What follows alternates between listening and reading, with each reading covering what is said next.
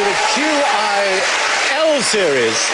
And this is our L series animals show. So let's meet my lovelies, the leonine Ross Noble, the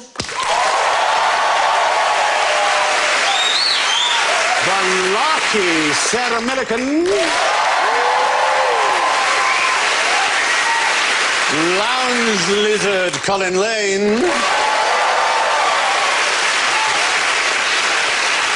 and the lesser spotted Alan Davies.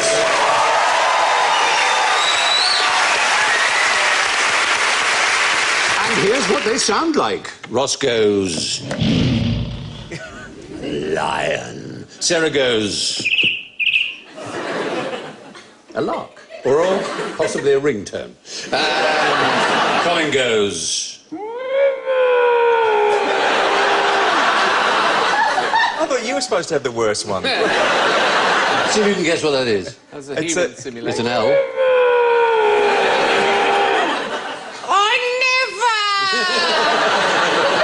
It's not a Melbourne housewife. No. It's a good score at Scrabble for a four-letter animal. Lynx. Yes! It's a lynx. It's a lynx. And Alan, your sound is... Stephen! Stephen! Listen to me! I want points! Right. Now, I've given each of you a penny in case you're caught short. One of these. Yes, because... one of our questions tonight, as in throughout this series, will be a little bit lavatorial. So, if you think that the answer to the question concerns the lavatory, you get a chance to spend your penny. It's a joker card. All right. Now, what does the loneliest whale in the world sound like?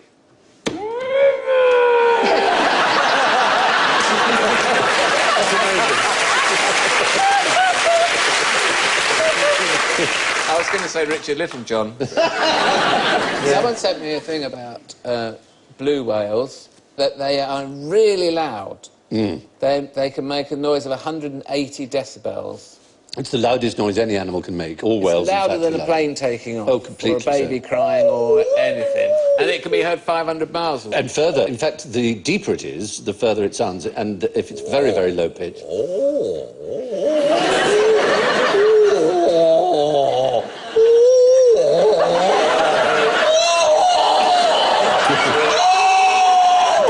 Somebody feed him. It's not even close. I don't know what that sounded like. I never want to hear it ever again. Your wife is a very lucky woman.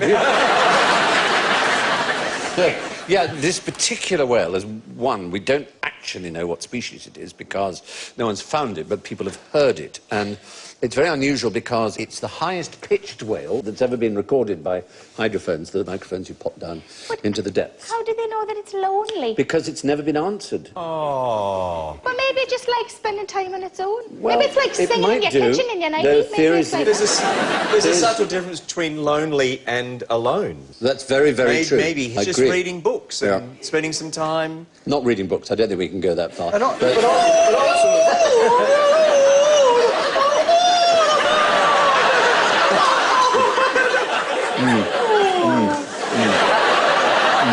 Also, how do we know, if we've never seen it, how do we know that it is a whale? It might just be a couple of dolphins mucking about with a big shell. They're coming. No, nothing. No. There's a whale over there, I think, but... No, I think... That's the shell. That's the shell. It's a conch. I didn't think conch when you did that. Are you suggesting that I'm not suggesting anything. Are you suggesting I'm somehow pleasuring a whale? A sperm whale's penis is about 3 metres Yeah, you need a bigger long. mouth than even you have got.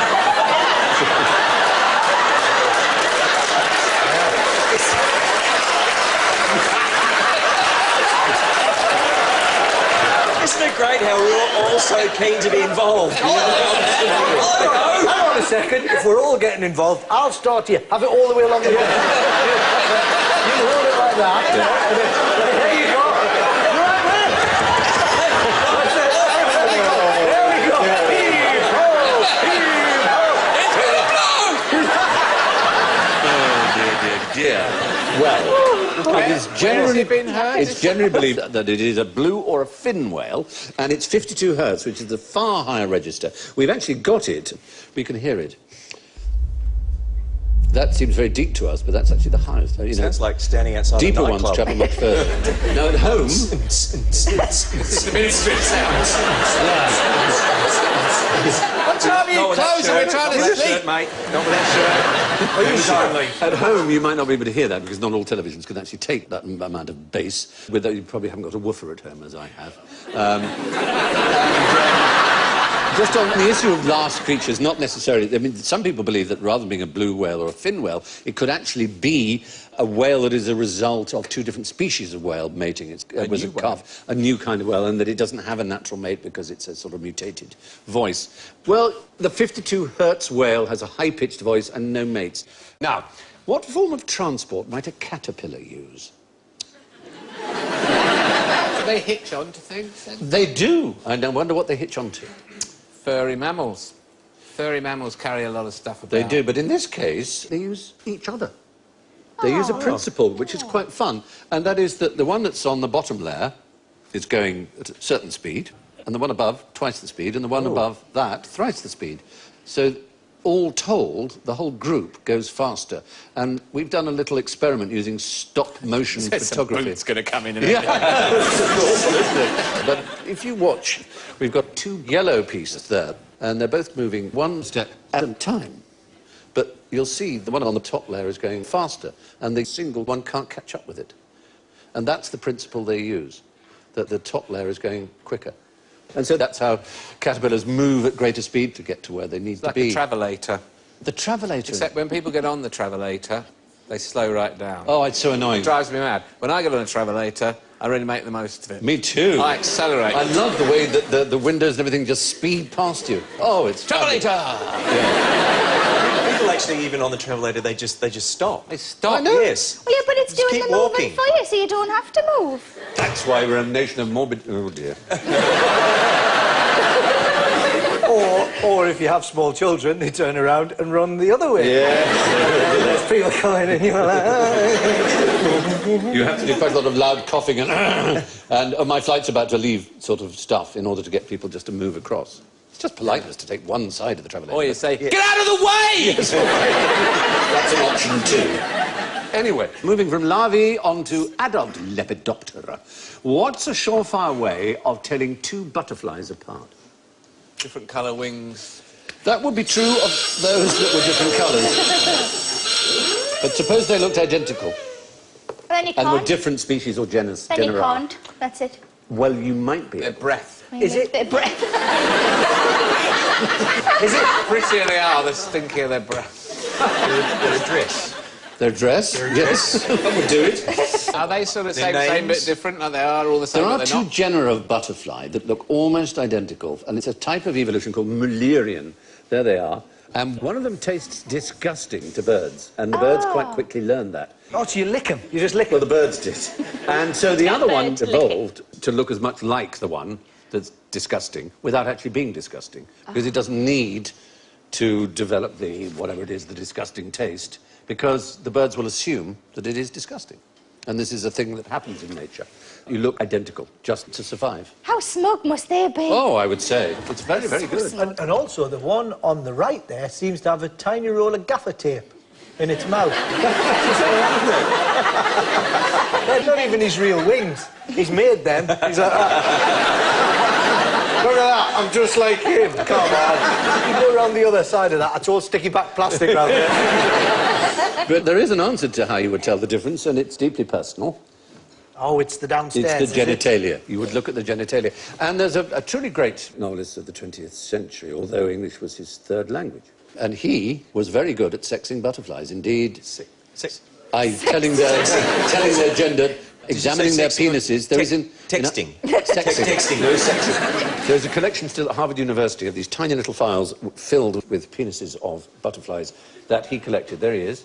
He lived in America, hence Harvard, but he was born in Russia and then moved to Paris from a rather knobby family. And his name was Vladimir Nabokov. But you must have heard of his most famous novel. Yeah, 50 Shades of Butterflies. Oh, yeah. It was amazing. Don't let us down. Lolita. Lolita, thank you. Yes, he wrote Lolita amongst many other magnificent Operation novels. U-Tree are all over him at the moment. Lolita, light of Russian my U-Tree. loins. And he collects the penises, Well, he was but he's not bothered about the rest of it. he was an incredibly enthusiastic lepidopterist. And then he lets them go. And he went, in Without fact, penis. on index cards. That's a butterfly that's had its penis removed. I got it. It was really good. It was really good. Was his name... Stick to girls! Was his name Noboff, did you say?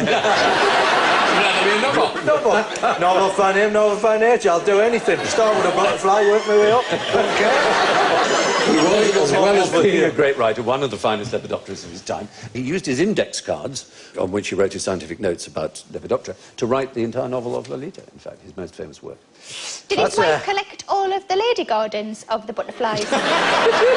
Very good point. I don't know if he exclusively confined himself to the penises of butterflies, but I suppose they were the easiest bits to see in such a small Well, the insect. wings are easier to see. Well, yeah, no. When it comes to sexing, I mean... Butterfly pubes, that's the... Imagine a pillow. How soft would that pillow be? Just filled with butterfly pubes. He gave a very, very... That's what... Not many people know this. Not many people know this, but all of Stephen's suits are lined with butterfly pubes. That's true. By the finest tailors in the land. Though I do have... Butterfly tailors, no less. That's right. I do have... Tiny moths come in, Yes. Mr. Fry. Moth We with a have collected pants. the butterfly pubes of 1,000,000 butterflies. They've been donated willingly. More than willing. That's why it looks so comfortable on the show. See, look, he's even flapping like a butterfly. The power of the pubes are moving through the fire. Look at it moving. There it goes again. The best way to tell butterflies apart is to look them straight in the genitals. Can you give me your impression of a pufferfish on the pull? That's the gift that keeps on giving. Oh, you're puffing a face. They play down. They play down the puffiness, I reckon. They do... Well, what they do is play up some whole other skill, which is really astonishing in order to attract a female. They turn themselves inside out. Fully inside out. I would be impressed by that. Well, already the bloke came up to you in a nightclub, went, "Watch this, love." Vroom, from the lungs and hearts and all I mean, that. I wouldn't hug them, but I'd be impressed. Fish, like birds, as you probably know, the males tend to be the more colourful, and they try and put on a good show to I did attract not know females. that. Did you not? I knew it was about birds. Beautiful plumage. Has he just had a slush puppy? He has a blue slush puppy. What he does... It was in such a big glass. He's got it. He went like that. It's gone on his eye. What they do is actually remarkable. If you watch what he does, at first you'll think it's just random, but then you'll go, oh, my goodness. It takes 9 days for him to prepare this for the female. Is that just farting, what he's doing there? No. That's... He turned... Look. It's extraordinary. Aww. He's made this enormous crater with ridges, Made which are layer. decorated with seashells. And it's... Oh, there. Is that what you want? A sandcastle? Yeah. I think they were impressed. 9 days' work to attract a female. How many days? 9. A Yeah. lot of females say that, and they go, no, not good enough. And it has to be absolutely perfect. And then when it is perfect, the female lays her eggs right in the middle. And then he then fertilises them and looks after them for 6 days, just to protect them. That's nice, and then she can go she back to off, work and or stuff. go to another crater. No, the most amazing thing about that is that's actually on the beach. That's not even under the water. It comes out like that. Puts little flags in every ridge as well. It's, I won't say entirely unique, because we know so little about what goes on in the ocean, but it's one of the few we know which is quite so marvellous and distinctive as the pufferfish. But 9 days is a long time. I mean, if you, It's not really, Sarah... though, is it? I mean, it's, you know... She's worth it. I mean, Yeah, she comes in. She comes in, just goes, "Well, you've done that all wrong." I've been waiting 6 months for you to get that finished, and it's wrong. So again, I should have got somebody in to do it. Anyway, the male pufferfish attracts his lady with a heart exhibition. Now, what do we call a fish that drives a tank? Tankfish. You might call it tankfish, but when I say we, I mean we. What do we here at QI Central call a fish that drives a tank? Sir... Let's have...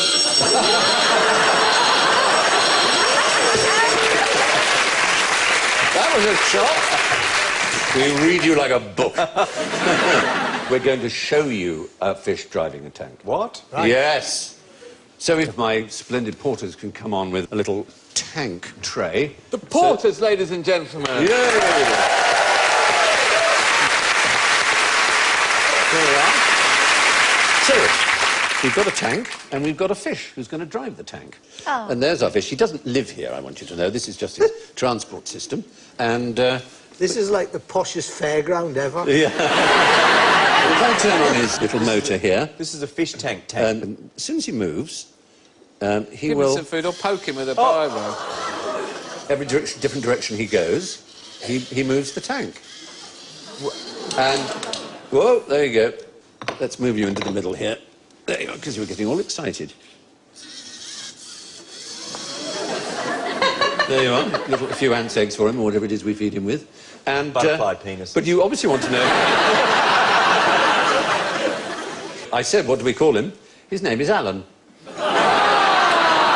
He's Alan the QI goldfish. And just to put your minds at rest, this is not his tank. He has a beautiful... It's my tank. He has a beautiful place where he hangs out, which is full of wonderful toys and... It's near Watford, and he Fronds. drives there himself every morning. And you might like to meet our splendid elf, Alex Bell, who built this particular contraption for Alan. Will you come on, Alex?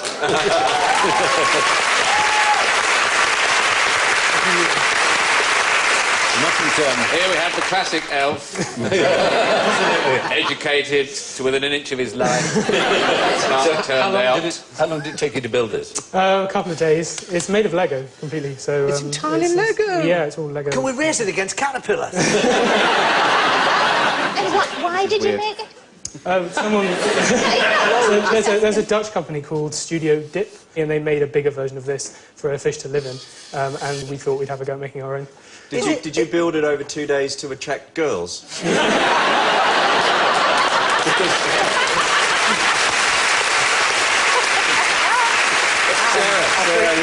Are you impressed? It's working for me. Are you It's working for me. I think the question that everyone wants to ask is that if you were to make a full-size version out of the Pope-mobile, and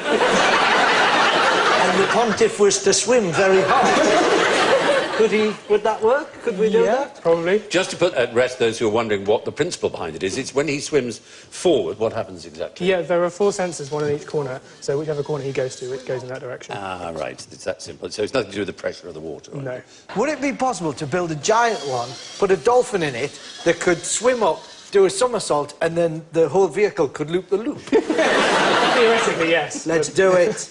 I should pay for that out of my own pocket. Are there future uses for this? Maybe military, I think. Military you use. get that. The British Army is on its I uppers. think they'll probably be able to fund it.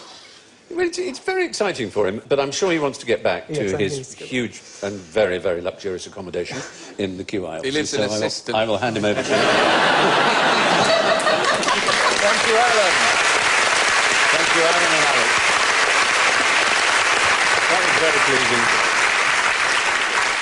The porters! So, anyway, moving on. What has 32 brains and sucks? The front row. Is there a creature that has 32 brains? Does an octopus have lots of brains in its tentacles? Yes, and the genitalia at the end as well, if you remember. Oh, yes, I do remember. Yes. Now you mention Really? it. On one of them. How do you know which one? You'll soon find out. Get a few lagers into it. But it's not an octopus. It is an animal that is associated with moist conditions. And Slug. It looks rather like a slug. Here's the thing you can do to test this particular animal. They've done it. They've filled a condom with blood and dropped it in the water where these Leech. creatures... Yes! And People they have done found... that intentionally. Filled a condom with blood. In order to demonstrate... Some intentionally. how... Others accidentally. In order to demonstrate how... Are you all right in there? Yeah!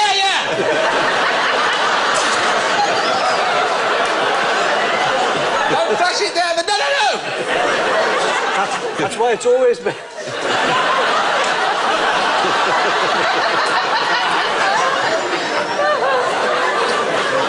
It's horrific.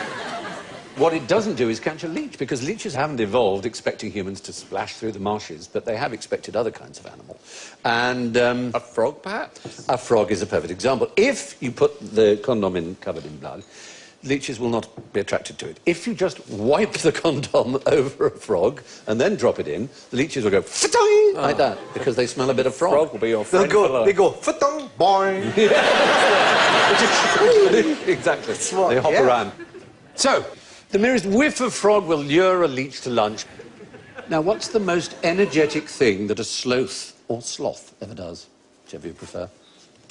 Oh, you're spending your penny. And you're right! Is it? Well done.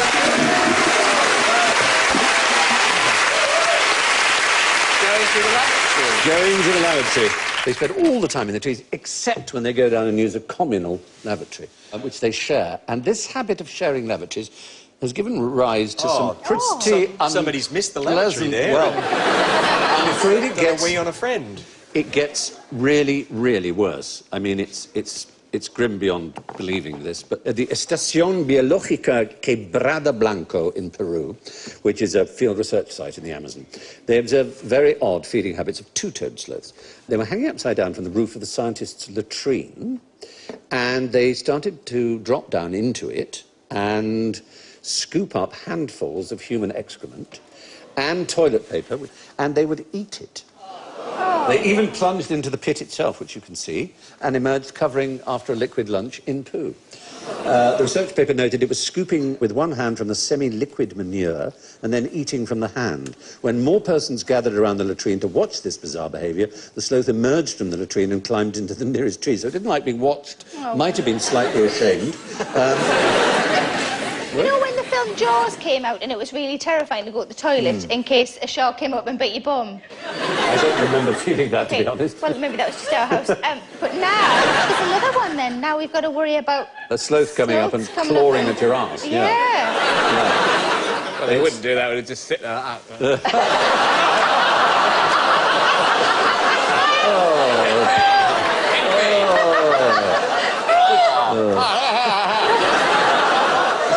As Super Nanny would say, that was unacceptable. I mean, It must be hard. It must be hard for them to be both an animal and a deadly sin. That's true. Every morning they just go... "Oh."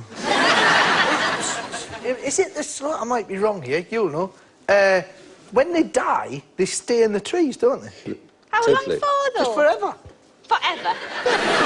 No, honestly, you'll just they'll be like Rot a away. skeleton, like it just a... They'll be eaten, perhaps, by other Yeah, but things. just the, not the bones, just the outside. That's a hell of a way to find your nana, isn't it? That's how we found mine.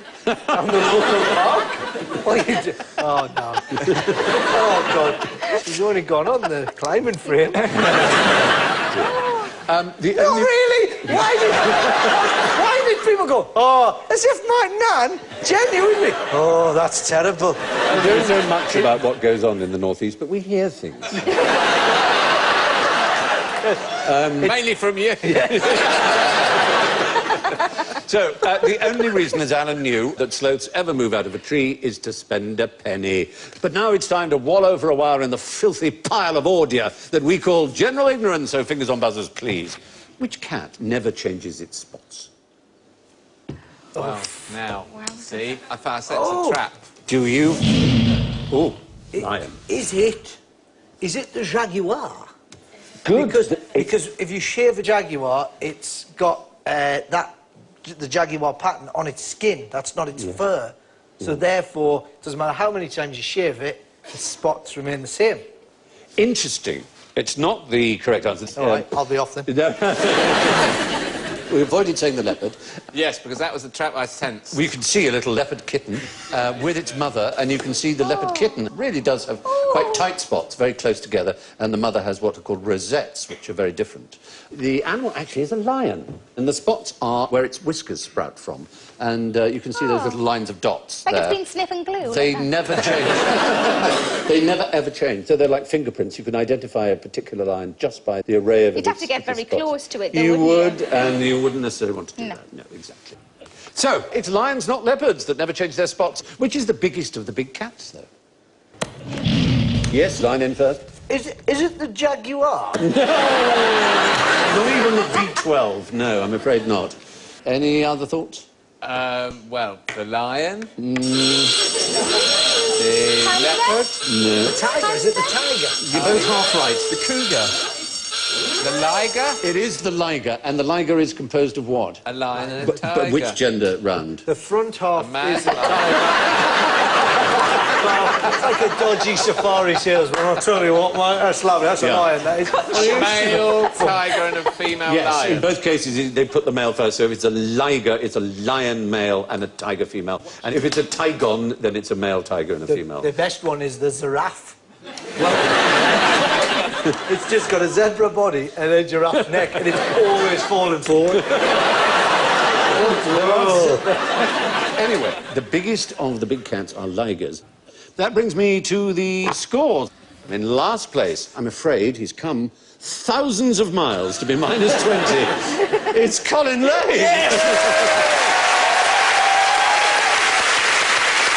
In third place, twice as good a score, but still minus 10, Sarah Millican.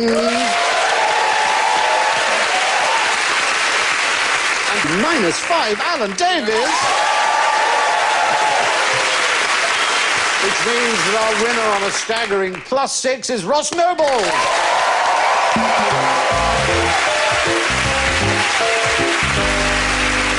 So it's good night from Sarah, Ross, Colin, Alan and me, and I leave you with the last words of Noel Coward, of all people, and how sad they are. Good night, my darlings.